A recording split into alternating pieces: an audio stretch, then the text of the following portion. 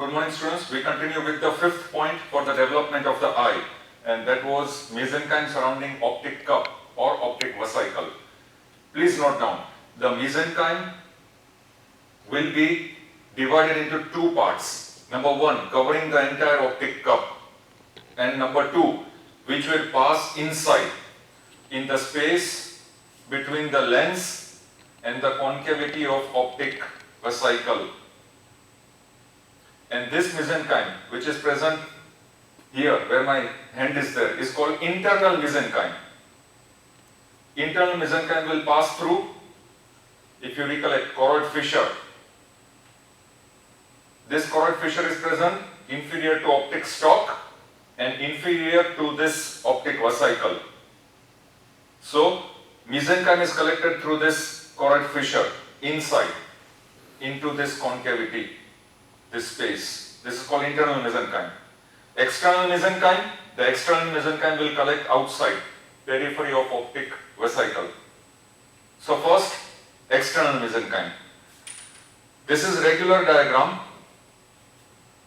This is the entire optic cup, optic vesicle, and here in the last segment we have seen, it is derived from ectoderm, neuroectoderm.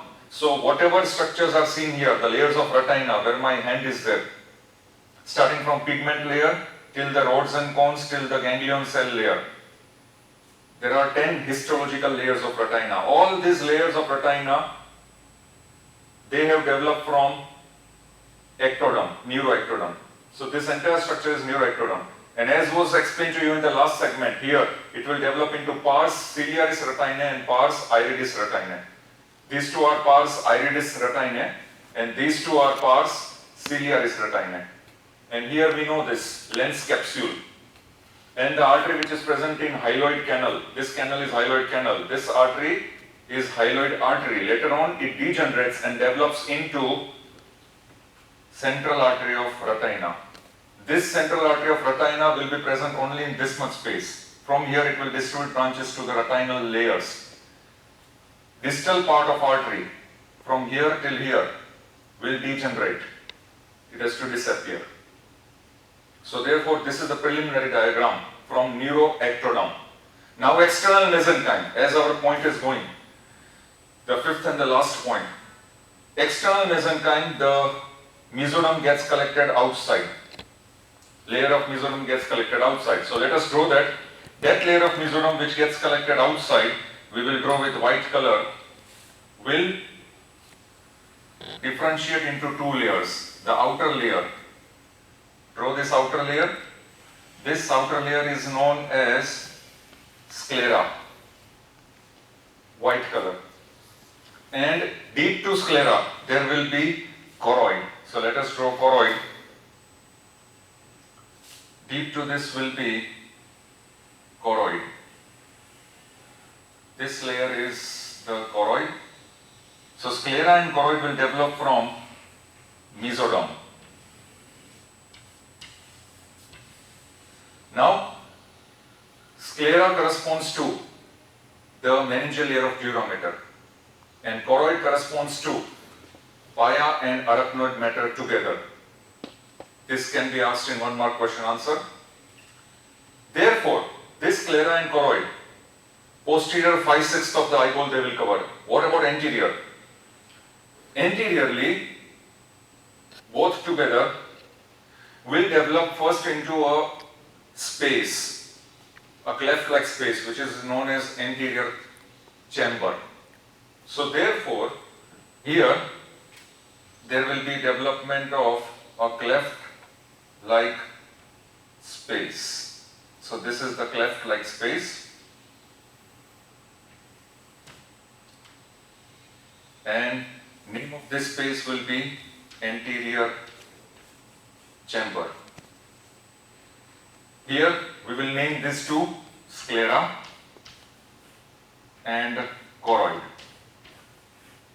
surrounding the optic cup. Now what happens? Now the same sclera and choroid which develops into a space here, they will form anterior wall of this space, anterior chamber, this anterior wall, and this this anterior wall together they will develop into cornea. So together they will develop into the cornea. So therefore now this structure we will call it as cornea, and at the same time this cornea will receive anterior epithelium from surface ectoderm. So here we will just show with blue color. This is how the anterior epithelium of cornea is coming from surface ectoderm. So therefore this cornea will be developed from two germ layers. Number one, ectoderm, surface ectoderm, that will form anterior epithelium of cornea, and number two, the thickness of cornea. This thickness of cornea is called substantia propria, and that will develop from mesoderm, external mesenchyme. Same way, posterior wall of the anterior chamber, where my finger is there. Now this posterior wall of anterior chamber is also developed from mesenchyme, external mesenchyme, that is the sclera and choroid which is coming. But here it will form pupillary membrane. Now this pupillary membrane will fuse with, initially it will fuse with the anterior capsule of the lens. So this is how the fusion takes place, with anterior capsule of lens.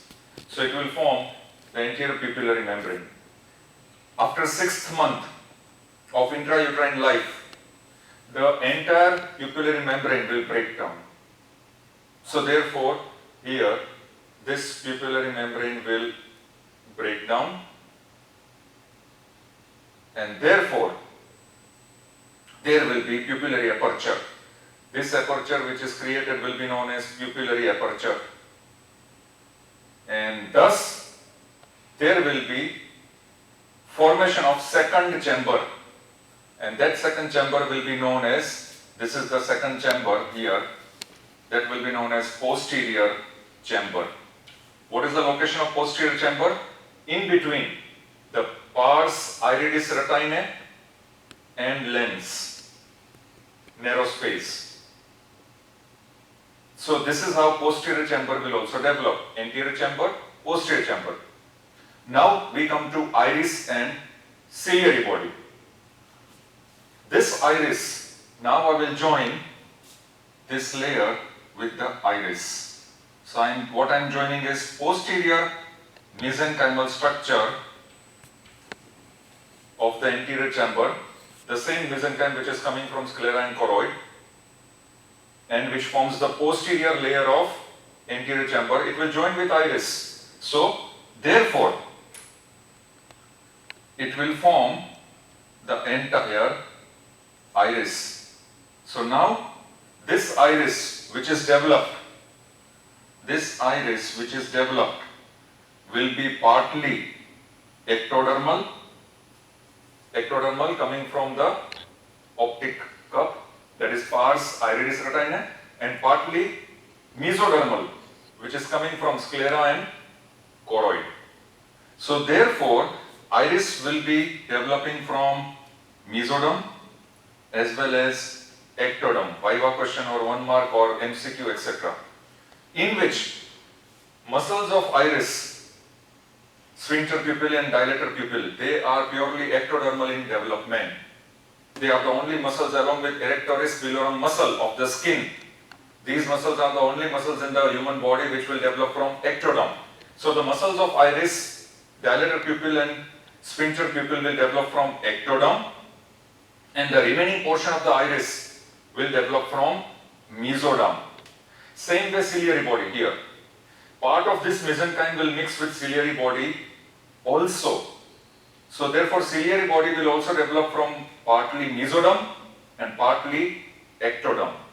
But here the muscles of ciliary body, which is called ciliary muscle, is mesodermal in development. Ciliary muscle is mesodermal in development, and the rest of the ciliary body is ectodermal in development. So therefore, this is how the external mesenchyme will differentiate. This is how the external mesenchyme differentiates. Number one, sclera and choroid. Sclera corresponds to meningeal layer of dura mater because it will provide a covering to the outer layer of optic nerve. This will become optic nerve, so it will provide a covering to optic nerve. Similarly, the choroid becomes the pia mater and arachnoid mater, developed from pia arachnoid. Then the sclera and choroid will continue anteriorly. First they will develop into anterior chamber. Next they will develop into cornea. Therefore cornea will receive surface epithelium from surface ectoderm. So cornea is partly ectodermal and partly mesodermal. Similarly, this anterior chamber will open through pupillary membrane.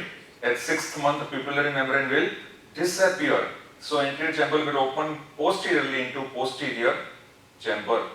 And this posterior chamber is the space between the pars iridis retinae and the lens. And similarly, then the iris and ciliary body will also develop. Both will be partly mesodermal and partly ectodermal.